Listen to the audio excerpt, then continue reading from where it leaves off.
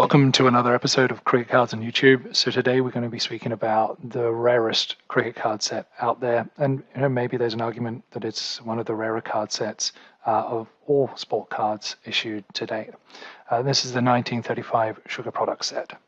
So let's jump in.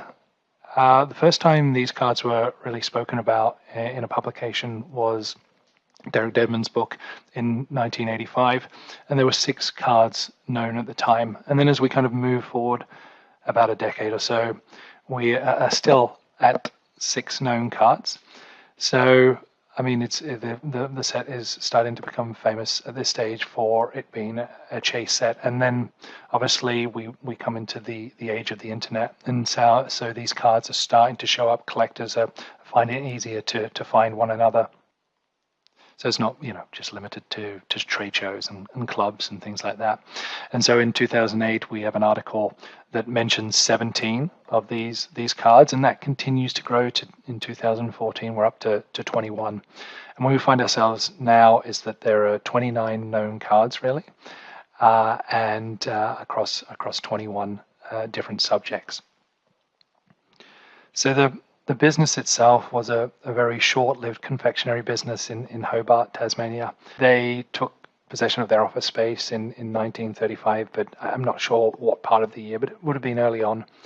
But then by June of the same year, they were having everything repossessed. And for someone, I'm a business owner, I kind of find it quite sad to see this, and it kind of reminds you of a time, long gone, right? So we've got they're looking for whipping machines, 1 horsepower engines, 70 pounds of sugar, scales, cooling trays, and just different things like this. So somehow during this very short window, they started to produce some product and get some cards circulating. But the tricky thing there is, like, when did that happen? Because it does take a few months for things to go as far as going to court. And so, I mean, was there a month or was it less? Whatever it was, there wasn't really any time for them to do much between getting set up and then falling behind. And so, kind of, what do we see coming from that? So what would make sense with this set is that there would be 16 Australian players. So there's still a few missing, because that would be the players from the 1934 Ashes squad. And so on the English side, there's only 7 players. So it's unknown why there's just 7 of that. Maybe they didn't get around to making the rest. And so when we look at the cards, though, what's interesting is that they seem to either fall into one partial set or another partial set. Because if you look at the condition, they're either fall into one category or another category. So this kind of leads to the thoughts that there was possibly just 2 partial sets that survived. But this was tested when, I don't know, maybe it was 10 years ago, the 3rd Ebling card was found. And so that kind of created a little bit of frenzy, because now collectors thought, well, maybe there's a chance of a 3rd Bradman.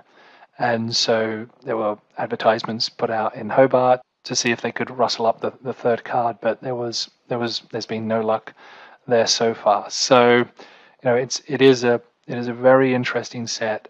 There is hopes that there's a 3rd Bradman, but there hasn't appeared any 3rd cards of any other players yet, so maybe not. Like, this is really kind of like the treasure hunting set. So okay, I hope that's been interesting, and like usual, if you have any questions, please don't hesitate to ask. Cheers.